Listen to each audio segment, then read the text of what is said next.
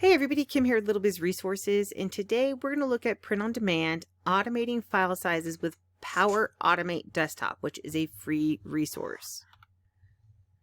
All right, so some quick things to know. In the description of the video are timestamps. You can click the timestamp to jump to that section. So I'll separate this out into different categories, what we're talking about. So if you want to see the automation again, you can see that.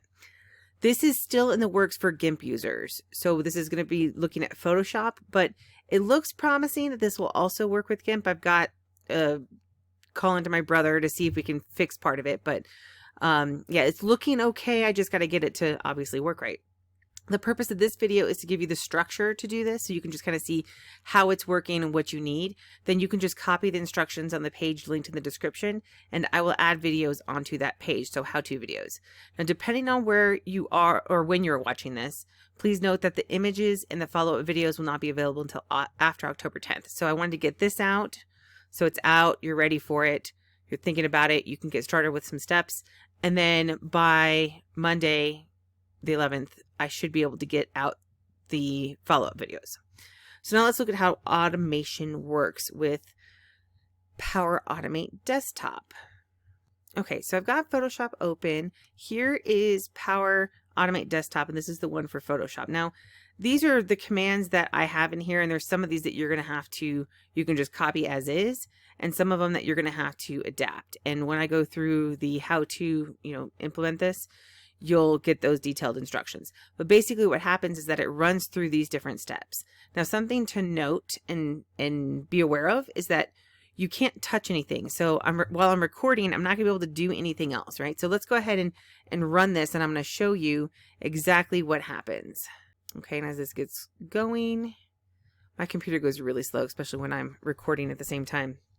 So what this is doing basically is running through the commands. I'm using a DOS command to open the files. For Photoshop, I'm using the actual file size and then doing a fill. In GIMP, it's different because you start with the pattern and then you create a tile from that, a tiled repeating file from that.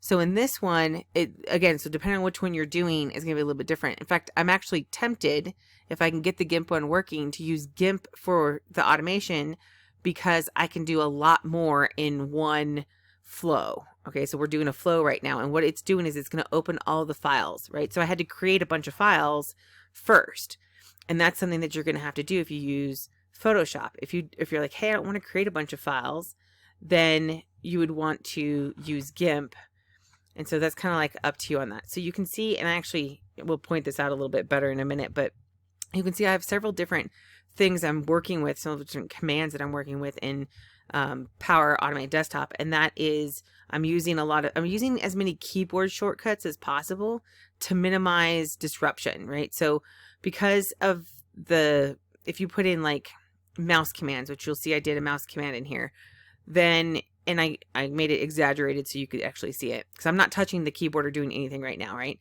So it's opening it, it's doing the fill, and then it's going to do an export. And again, my computer is really slow anyway. It's really old and has tons of stuff going on all the time, so it goes slow. So mine takes longer. It takes about a minute per file, maybe a little bit over a minute per file, and you could probably shorten it if you have a faster computer. So right here you can see that it's going to move down to the export. I exaggerated that. You don't have to have it move. You can actually just tell it to be instantly over there. But that was just so that you could see that it's doing it. I'm not. Right, and so it's doing all of these different steps to get to the point where it's exporting the file, it's saving the file, it's naming the file, and I did have to do some setup as well. So if I'm looking between the two, if I can get GIMP to work right, then that one would actually be a little bit less setup and work, because you're just opening the file and then opening the repeating file and then creating all the files. So I'm only doing this for 3 of these, so you can see I'm not touching it. And the point of this, you're like, Kim, I can probably do, for a minute, I could probably create one of these files in a minute. That's not the point of it, right? The point of it, well, yes, it does technically, you could probably do it a little bit faster with the automation. The point of it is to make it so you don't have to be physically in front of the computer, right? You can walk away. There's I think I have 70 some odd files right now, which I'm trying to narrow that down from Printful. So even if that's 40, 45 files at a minute each, you're looking at 40, 45 minutes that you can go do something else. You can go clean the dishes, go cook dinner, go exercise. You know, if you have a laptop and it's not, you know, connected to your computer, some people do that, then you could, you know, work on something else. There are a lot of different things that you could be doing. You could be freeing up your time. And that's the whole point of this is if you don't want to manually do it, then you have the option to run automation and save yourself all that time. Right. So it's right now it's at 3 minutes and 30 seconds on it and it's done. So it took a little bit longer because I'm recording at the same time. All right, so that's how it works. And again, like I said, we're going to have separate how-to videos, and that's specifically because it's really difficult to put it all in one video, right? All right, so let's go ahead and move to the next page. So the steps. Step number 1, you need to determine what file sizes you want to work with, okay? Now, Printful has file sizes that are different than Cafe Press, that are different from others. As a note, if you're doing Spoonflower, that's one we've talked about. That's where you're doing, it's fabric and they've got their own lines of products on there as well. They just need the repeating pattern and they can put it all on there. So if you're like, hey, I don't know if I want to do all this other stuff, just go to Spoonflower and start loading up there. Now, the problem with Spoonflower is you do have to spend a little bit of money. You have to get a test swatch in order to activate the pattern. Okay, so that is one of the challenges with Spoonflower is that you do have to spend some money to be able to get going on that. But for like Cafe Press and Zazzle, they don't have those requirements that I can tell. And we'll dive more into those as we get there. Now, we have a master list of file sizes for reference. It's going to be available after October 10th, 2021. It'll be on that linked page below in the description. And you need to determine if you're going to be using Photoshop or GIMP to create your files. And again, GIMP is still in the works, might not be available until well after Photoshop. Just depends on if I can get through these kinks or not. Then download Power Automate Desktop. It's free for Windows 10 users. It's supposed to be built in for Windows 11. I don't have Windows 11. I doubt my computer will be able to handle Windows 11.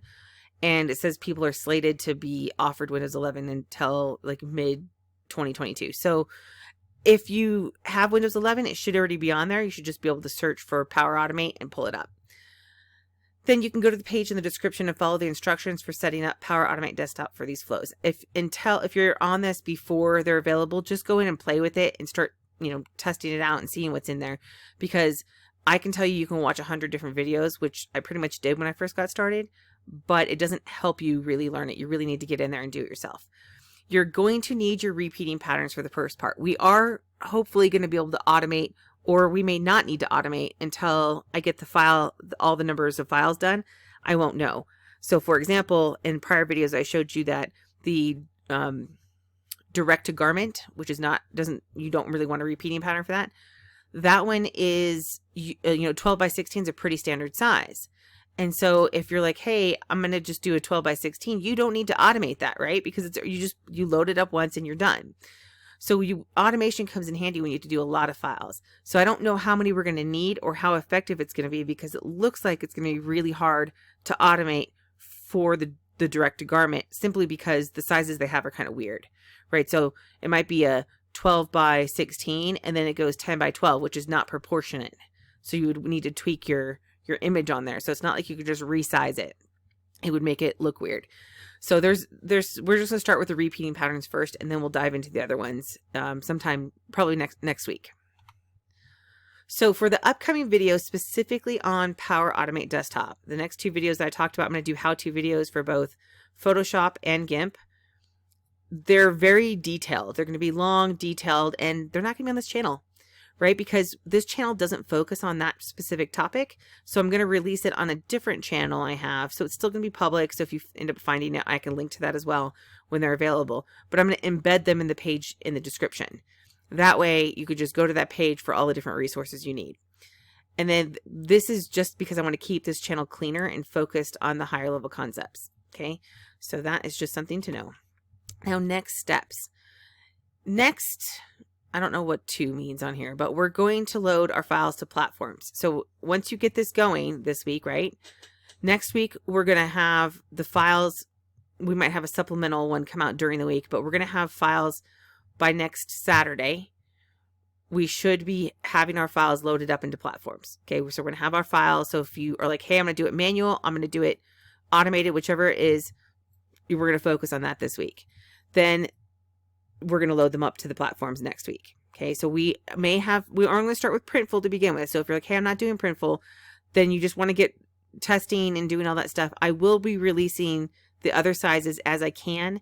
Most of the other places, with the exception of Spoonflower, which is just the repeating pattern on like as a swatch, most of the other ones are very difficult to find. The actual, I mean, they have file sizes, but you're like, is it an all over print or not? You have to go into like each one. So it's very time consuming, and I'm fitting it when I can and taking notes and trying to get all that compiled for you, but it's taking me a little bit longer than I'd hoped. So for like Cafe Press and Zazzle and all of those, it's a lot of research. They don't have like a one-stop shop or one easy way to do it.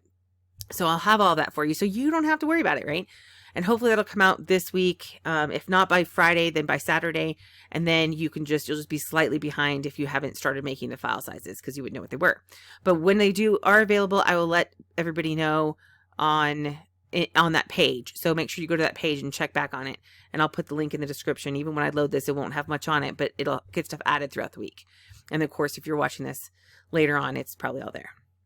All right, so if you plan on creating your own brand and selling your own items, sign up for Printful and Etsy. That's what we recommend. And I'm going to keep recommending that because I have my own shops, and it's unless you have a built-in market and you're already selling stuff to people, then you don't want to really start with your own shop yet. Just start with Etsy, get a marketplace, get some testing going on, have somewhere to go, and that's the easiest way. So you can get 40 free listings by opening a shop through the link in the description.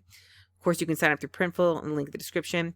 And if you like this video, please hit the like button and help the video spread to more people. If you have questions, right, you can join the Facebook group and ask there. You can come live on Thursdays. You can ask questions on this video, and we'll have a lot more coming out. Again, this is one that we're getting to the point where it's like there's a lot of detail coming into it. But if you take a couple of hours, follow the instructions, and set up Power Automate Desktop, you're going to be that much happier when you are loading all of these files up, right? You're going to be loading up tons of files and being able to do a lot more, a lot faster, simply because you have the files available. And that's one of the things that I know a lot of people complain they don't have time. This is how you spend a couple of hours on the setup for Power Automate Desktop, and then you free up a lot more of your time. So again, those other videos will be coming out on another channel, and I'll link them or embed them in the page that's in the description. So bookmark that page, and if you're in the Facebook group, I'll notify you there as well. And if you're like, hey, I need more information, you can just also sign up. I'll have an email sign up as well in the description. So if you're like, hey, I want to be notified, I can send you an email. All right, that's what I've got right now. So if you have any questions, just post them here, come live on Thursdays, join the Facebook group and post it there. And thanks for watching.